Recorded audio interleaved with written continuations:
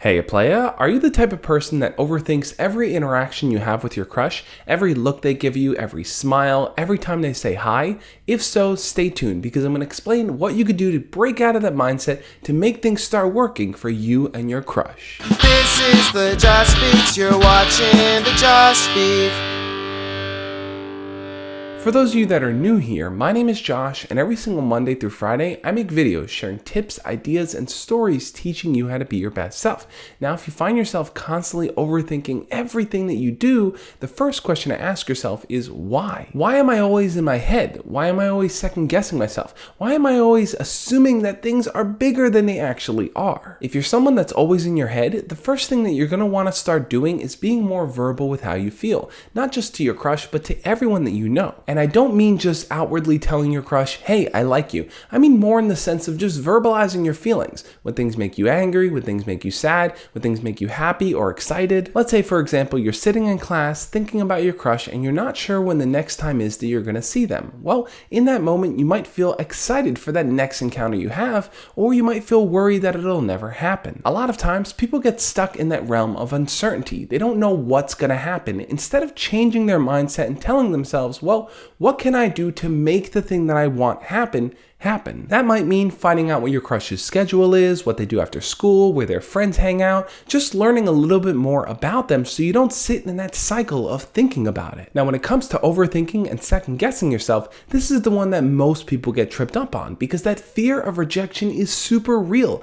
and no one ever wants to encounter it. You might end up telling yourself something like, well, if I talk to my crush, they're going to think I'm weird or I'm not going to know what to say or the whole situation is just going to be awkward, so it's probably best to avoid it. And in those situations, you end up doing nothing. Instead, you're waiting for someone else to take action. You're waiting for your crush to be proactive, to come talk to you, to make things happen, to set the wheels in motion. And trust me, that's just not how things are going to end up playing out. Most likely, if you're not proactive, your crush is not going to be proactive. So you need to take the first initial step in talking to them, getting to know them, and building something with them so that you can have that mutual reciprocation going back and forth between the two of you. I know you're scared that you're going to screw things up with them, but take my word of advice here. It's way better to actually know what the outcome is rather than always sitting in uncertainty, never really quite knowing how things would have played out. Even if things don't work out for you, that's okay. It's still a learning experience and it's something you can grow from and do better next time with. But in those times where you do have interactions, let's say you say hi to your crush in the hall and they smile at you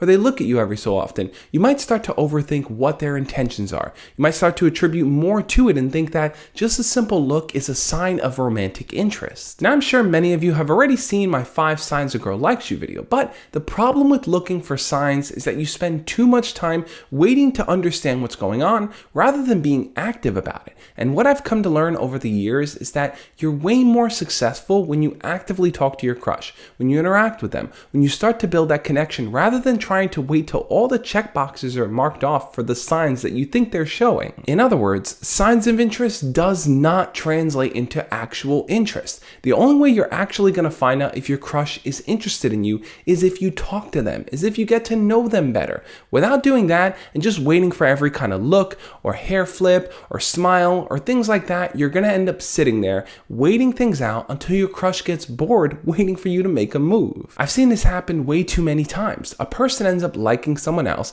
and instead of actually just saying hi to them, instead of actually getting to know them, they just sit there and wait and wait and wait until their crush just moves on or someone else swoops in and asks them out. So do your best to not allow your overthinking to replace your action. Action is way more important in these type of situations. And if you find yourself constantly stuck in your head trying to work things out, the best thing to do is to act on them and see how they fall out. But what do you think though? Are you someone that constantly overthinks every situation you're in? Leave your comments down below and we'll talk about it. Hit the like button if you enjoyed this video and definitely check out the videos over there on the side where I go way more in depth on the topic of overthinking. All week long, I'm going to be covering different aspects of overthinking in relation to your crush. So you're going to want to stick around, make sure to hit the subscribe bell if you are new, and make sure to click on the bell icon to turn on notifications. That way you can see each and every single video I post this week regarding overthinking.